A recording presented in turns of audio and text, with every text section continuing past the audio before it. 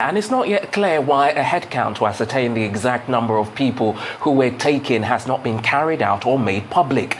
Nigeria has seen a rising spate of school kidnappings in recent months, and more than 130 children kidnapped from a Quranic school in Niger State last month are still being held. Here to speak on halting repeated school kidnappings in Nigeria and other security matters this week is security expert Kabiru Adamu. Good to have you join us on the program. Thank you. Good morning. Good morning. Right. So let's start with your assessment and your take, your initial thoughts regarding these recent kidnappings in Kebbi State. Well, like every Nigerian, the first thing that came to my mind is, oh no, not again. These are students who went to school, whose parents handed them over to the school authorities and by extension to the Nigerian government. In this particular instance, we're told they were writing their exams, which meant that perhaps there was a convergence and concentration of students in that particular school. And from the reports I'm hearing, it appears there were students from neighboring schools that were also there to write the exams.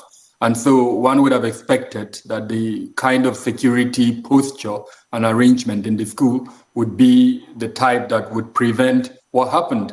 The incident occurred in the daytime, and so the brazen and bold nature with which the actors, that the non-state actors that carried out the incident came, and the fact that they knew they would be successful tells me that, again, another repetition of non-state actors challenging the authority of the Nigerian state, and not only challenging that authority, but becoming successful with that challenge, unfortunately. All right, the military disclosed yesterday that one of the abducted students from the school in Kebbi died, and 5 of them had been kidnapped. They've identified about 2 teachers as well. Now, in your assessment, what should be the role, because you just mentioned state actors, what should be the role of the state governors in fighting insecurity? As you know that they are regarded, the chief security officers, if you would recall in our interview with President Buhari, he had said that governors hadn't lived up to expectations in terms of security. Exactly. And so let me give a bit of background based on the latest information coming in. Yesterday night, a delegation met with the principal of the school, and he said he was in touch with one of the teachers that was quote unquote rescued, and that after the incident, like the kidnappers usually do, they gathered their victims and took a toll, counted them, and that according to that teacher, the number of persons that were abducted is about 102. Comprising of, I think, about 94, if I'm right, 94, 96 students, then I think about 8 academic staff, and then about 2 or 4 non-academic staff. So we have, at least based on this information, an idea of the number of persons that have been abducted. Now, why it was difficult to give to provide a figure, we're told that immediately after the incident, parents whose children were not affected immediately came in and took their wards, their children.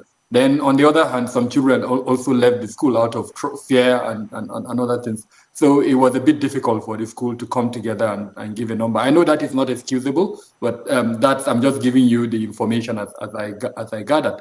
And I'm sure your correspondent in Kebbi would probably do the same thing in the course of the day. So we're looking at a figure of between 102 to 104 at the moment. With regards to your specific question, the role of governors.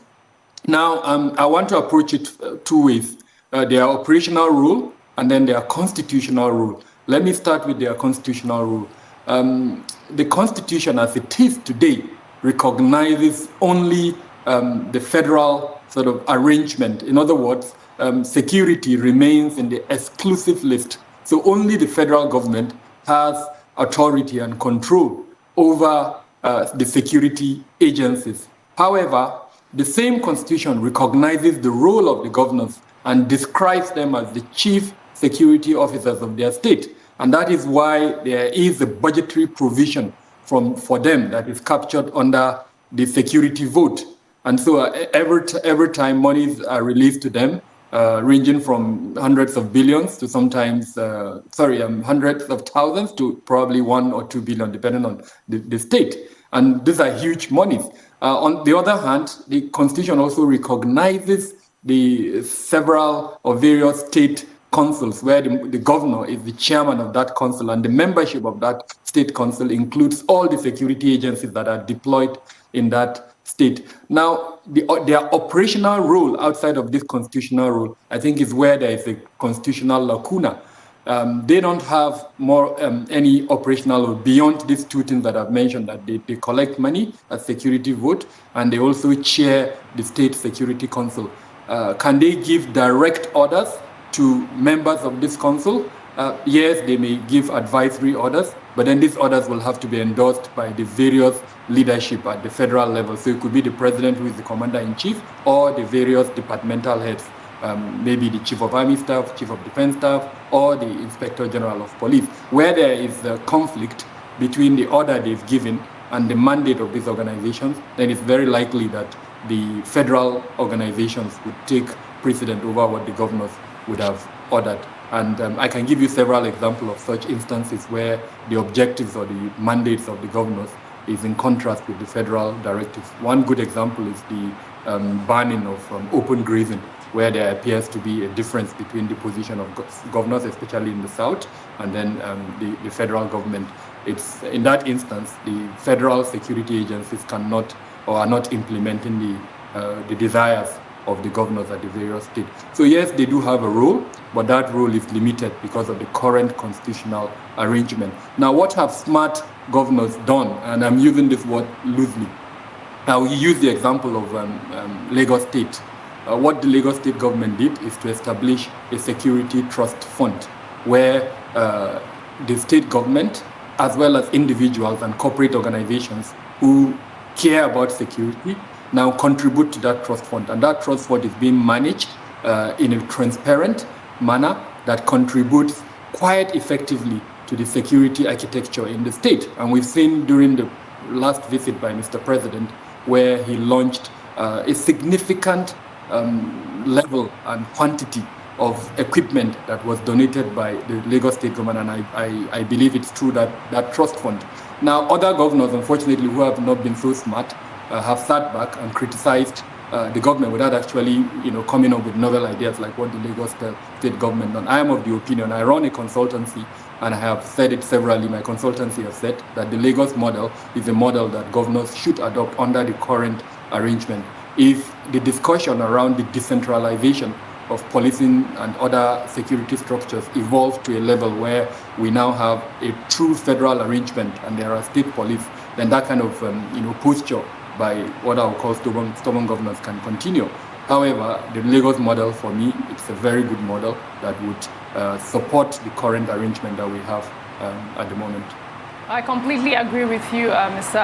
Kabiru, and I also hope that the northern governors will adopt that Lagos model as well. We'll have to go on a short break now. When we come back, we'll continue on the conversation, so please do stay with us.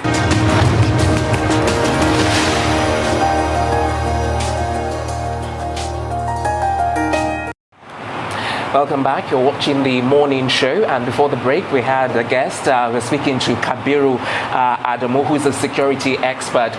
It's good to still have you on the program. So we were talking about the Kebbi state kidnapping and the abduction thereabouts, but I wanted to sort of talk about ransoms, because yesterday we talked to the governor, Abubakar Bagudu, regarding ransom, and he wasn't too keen about discussing the ransom. I just wanted to find out from you, as a security expert, is that in line with security protocol, or should there be more transparency where a ransom is concerned? So in criminology, there is the perspective called situational crime prevention. And one of the basic recommendations in that perspective is that you should reduce the reward for any crime. Now, if we agree that abduction, kidnap for ransom is a crime, then one of the tenets of our approach should be, how do we reduce the reward for that activity? If we're able to reduce the reward, then the incentive or the incentivization of that activity would have been taken out. Why do people engage in kidnap, especially kidnap for ransom? Let's remember that that's not the only type of kidnap. There are several types, but kidnap for ransom specifically, people engage in it for the ransom. So if we remove the ransom, we're reducing the incentivization of kidnap for ransom activity. Currently, and I hate to say this, again, I run a consultancy, and we've been monitoring this for about 11 years. An industry has emerged, unfortunately, around kidnap for ransom.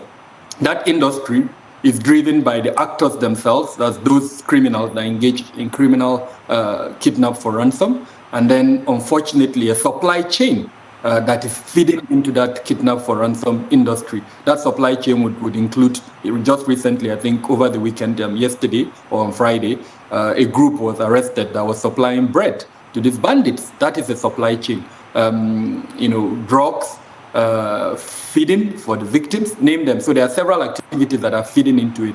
One of the best ways to manage and reduce this is to take away the incentive, which is the ransom. And so you have a range, what I would describe as a continuum of responses. There are certain individuals and, of course, countries and even corporate organizations that would have as a policy, we don't pay ransom. So, it's clear from the ab initio that if their workers or their family members or citizens of those countries are abducted, then they would not pay ransom. An example is the US. That has such a policy. Then in my field, my consultancy, I know there are several companies that also have that policy.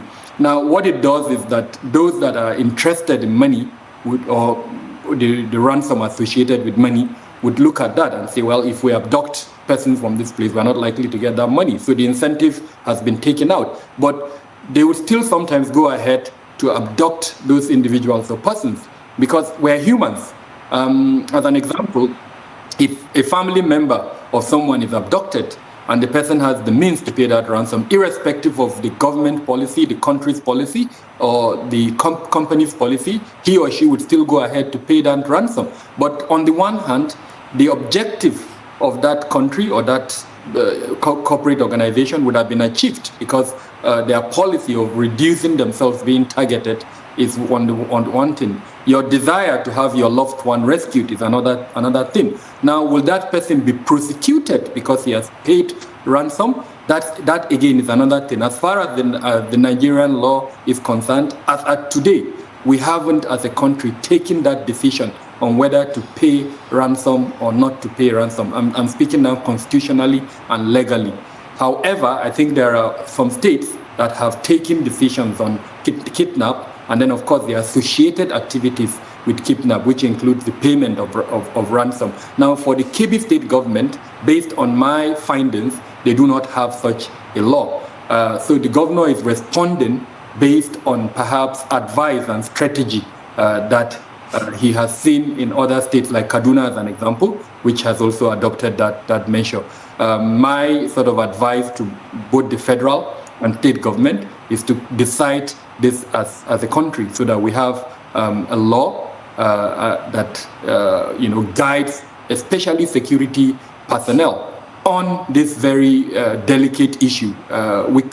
Either way, if we decide as a country that we will not pay ransom, a lot of people will criticize it. If we decide to pay ransom, a lot of us in the security field will also criticize it. But I think as a country, we need to have a law and a decision on the payment of ransom so that it would guide security agencies. You probably are aware that there is an allegation against security agencies that they are actually encouraging people to pay ransom, and that perhaps sometimes they also benefit from this ransom. So the government needs to help the security agencies by deciding on this factor so that it reduces this type of allegation against security agencies. All right. So if we were to shift gears here, now President Muhammadu Buhari last Wednesday visited Operation Hadin Kai in Borno State. First, what do you make of his visit, in the face of various challenges within the Nigerian army, from the death of the former Chief of Army Staff, Ibrahim Atahiru, may his soul rest in peace, and the various, Air Force crashes just this year alone? Do you think that his visit is coming late, as many have touted? So let me, on the light note, we need to find out what the affiliation between President Buhari and, in particular, Borno State and the Northeast has. I'm from the Northwest, and I know there is a lot of conjecture and discussion out there that the Northwest has been marginalized by President Buhari, even though he's from the Northwest. And those who are, putting this forward have indicated that this is the sixth time in his 6-year tenure that he's visiting Borno State when he hasn't visited all the states in the Northwest. In fact, there are states in the Northwest that he hasn't even visited, not even once. And so sometimes, especially those that are pushing this, suggest that when they hear the discussions, especially coming from the South, that the president is nepotistic or he's supportive of a certain region, and then they have this perception that he hasn't even visited them. They find it really funny that some parts of Nigeria feel he's supporting, quote unquote, his region. And then, mind you, even those that are putting forward the argument that he's Fulani and he's supporting Fulani, the Northeast is not Fulani. In Borno State, as an example, it's predominantly Kanuri. That's me being on the light side. Now, why was President Buhari in Borno State, and does it suggest that the visit is late? First off, like I said in my opening remarks, this is the sixth time that he's visiting Borno State, so I wouldn't say that would be late. I doubt if there's any other state that he has visited up to even 4 times or even 3 times. Borno has stood out in that regard. So clearly, Mr. President has some form of sentiment or some affiliation or love for people in Borno State. Some have suggested that it may be because of the political quote-unquote loyalty that they have shown President Borno consistently during the previous times he has stood for elections, and even the times he has won. Borno State has given him probably the highest number of votes, so maybe that's part of the reason. The second reason may be because of his tripod objective. Both in his first term and in this second term, he has indicated the tripod objective to include security, tackling corruption, and then the diversification of the economy. Now, security clearly falls under the purview of Borno State because of the insurgency that has been raging there. And maybe that's why he has that affiliation for Borno State. Irrespective of what it is, I think the visit is good. Like you indicated, it's coming after the untimely death of the immediate past Chief of Army Staff. It's also coming at a time where the governor has stood out as an amazing governor that has done quite well in terms of his policy directive and implementation, and that has been exemplified by some of what President Buhari has done when he visited. Of course, the state is still being challenged security-wise. The insurgency is still raging. Recently, one of the factions of the terrorist groups that are active in the state, that's the Jamaat al-Ahl Sunnah Lil Dawat wal Jihad, the leadership of that group was killed by the other faction, which is the Islamic State in West Africa province. So a very good time for Mr. President to visit and to encourage the Nigerian military that is spearheading Operation Hadinkai to ensure that they take advantage of this situation, infighting between the two insurgents, and to ask critical questions. Why did we have to wait till a rival group would kill the leadership of one of the other groups? Why not the Nigerian military? In totality, the number of operatives that are associated with these groups are nothing less than 9,000 at the highest, based on figures available to us, when we have troops that are higher than that number in Borno State specifically. So how come they did not go into that forest to take out the leadership of the group? So those are the kind of things I'm hoping that Mr. President would have discussed at that level on his visit like that. Then on the other hand, it would also have provided him the opportunity to boost the morale of the troops that are on ground. There are several challenges, both operational and strategic, that are affecting the operations in the Northeast. And I'm hoping that he would have taken advantage to hear and see for himself, and to encourage both the leadership as well as the soldiers on ground, and to promise them, of course, to look into those issues. I'm hoping too that, for me, and this is the most critical aspect of the counterinsurgency operations, the soft component of the warfare, which is what in security terms we call countering violent extremism. And I'll quickly mention the three components: tackling the economic challenges within the region, de-radicalization and counter-radicalization, as well as the ideological warfare. Now, these three components are absolutely important, and I'm hoping that Mr. President would have discussed with the traditional, the religious leadership in Borno State, as well as the political leadership, on how to increase these three components that I've mentioned. No matter the kinetic force that we use, if we do not achieve success in these three components, then unfortunately this insurgency will continue. Well, yes, you are right. The president did encourage the troops. He praised the soldiers during his visit. He said that their collective efforts have resulted in the relative peace being enjoyed in the northeastern region today. Well, he also said that under his watch, the armed forces of Nigeria have been provided a firm strategy and clear sense of direction to safeguard the sovereignty and territorial integrity of the country. Now, do you agree with his stance? Yes, for the simple reason that this is 2021, and yes, we do have several challenges within the country, but then we still remain as one country, and I believe that the majority of Nigerians are desirous of having one Nigeria. And of course, some of the challenges that have emerged under President Buhari have been one that have affected our national unity. At the beginning of this conversation, I mentioned the nepotism that he's been accused of. Those of us that study this thing, run surveys, we know that there are two components of this. On the one hand, you have a perception, and then on the other hand, you have a reality. Now, has the government been able to manage that perception that is driving this division within our national unity? I think more needs to be done, especially the information components, the machinery of the government, the Ministry of Information, the National Orientation Agency, and then the media team of Mr. President. I think there is a lot that they need to do in terms of managing this perception or misperception that is driving, as it were, calls for secession and other accusations against the President Buhari administration. But in terms of his ability to bring together the security architecture and manage that security architecture, despite the several challenges that his government have encountered, starting from the consequences of the economic circumstances that the world has found itself with the decrease in the value of the precious commodity that Nigeria sort of stands on, which is oil, and then unfortunately the crisis that hit the world, the health hazard, which is COVID-19, and then before then we also had several issues that affected our economy under his government. Even though this is arguable, we've seen two recessions. Some would say it's because the government was not able to manage the economy. That's why the recession occurred. But then others would say these are global circumstances that are beyond any government to manage.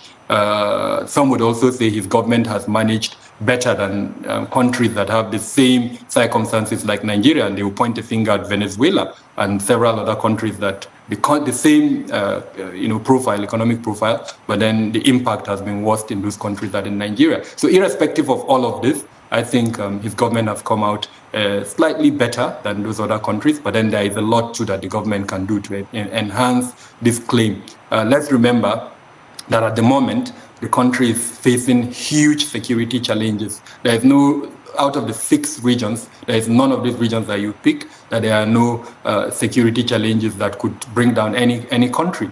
And so while we can, on the one hand, say he's done well in managing the consequences of these global issues, the government can also do better to improve on other aspects, especially this component that is driving disunity among the country. And in that, I would speak about 3 things specifically: equity, justice, and inclusion, which are actually items that are within our constitution. So if both the federal and state government can look critically at these 3 issues of equity, justice, and inclusion, I think the next years will be better for Nigeria. All right then, Kabiru, you have highlighted some main points and your analysis is absolutely spot on. But moving on to other topics now, just briefly before we let you go, let's get your thoughts regarding Shekau's death and the confirmation of Shekau's death by Boko Haram, and what you think a new leader for the group means for the insurgents' fight. Like I mentioned earlier on when discussing the president's visits to Borno State, the two groups that are dominant in the northeast, that is the Jamaat al-Ahl Sunnah lil-Dawat wal-Jihad, that was headed by Abubakar Shekau, and the Islamic State in West Africa province, in a rivalry. They've been fighting each other for a while, and these are rivalries that are rooted in ideological differences. And to be clear, their objective is the same, establish a Sharia caliphate. What is different is the method to achieve that objective. Now, the Islamic State does not, and this may sound ridiculous to some listeners, does not agree with what it calls the indiscriminate killing by the Jamaat al-Ahl Sunnah lil-Dawat wal-Jihad as headed by Shekau. As an example, they do not agree to the use of suicide bombers. Clad someone with a suicide vest and send that person into a market. The bomb goes off and it kills indiscriminately. Now, ISWAP, that the Islamic State, says, no, that's wrong, because there are innocent people in that market. And in fact, in most instances, the wearers of those vests are young women or sometimes young children. And so what is the justification of doing that? Now, to an outsider, that may sound ridiculous because they themselves are killing people indiscriminately. But then in their ideological interpretation of the scriptures, they are justifying their actions while they cannot justify this other action.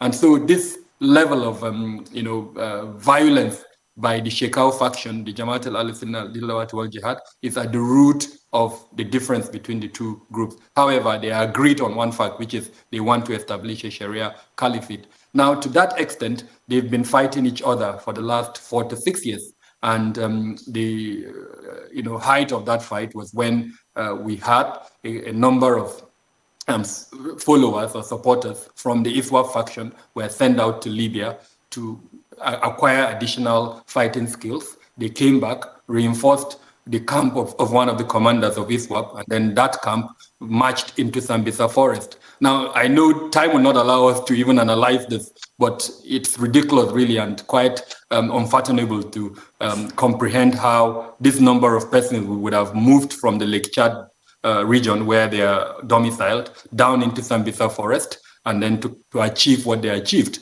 There was fighting for a number of days, and then in the result of that fighting was that they captured Shekau. They told him to renounce his leadership of the group and join their group. He refused, and in the process blew up himself. And so the Jamaat al-Ahl Sunnah lil-Dawat wal-Jihad faction was left without a leader. And so the next person that we all sort of thought would assume that leadership is the Bakura. Now, Bakura has been a faction that we've been monitoring over the last 4-5 years. He's been operating within the border area between Niger and Nigeria. And he has also stood out in terms of the ferocity of his violence. Every time he attacks, he leaves 50s to 100s dead. So he clearly he's also of the school of thought, like Abubakar Shekau. Now, there is not enough information to clarify whether he's the new leader of the Jamaat al-Ahl Sunnah lil-Dawat wal-Jihad. Yes, he did release this audio statement that has confirmed the death of Abubakar Shekau, but there is also indication that he did that release on behalf of the group and that he may not be the appointed leader. He's young. Of course, he has achieved prowess, and I use this word, in the context of our discussion, because of the ferocity of the killings that he has done in the past, and the fact that he has been able to retain some form of dominance over the location and region that he has been operating. In that audio message, he called on other commanders of the Jamaat al-Sunnah All al-Dawat right. wal Jihad to continue with their activities All and right, not then. to pay loyalty. Yes. So what is the outlook for this group? It's a key question, but I'm afraid that's where we're going to have to leave it. But many thanks for your insights and your perspectives as well. Very interesting as always to hear. Many thanks, Kabiru Adamu, security expert on a number of subjects there. Thank you very much.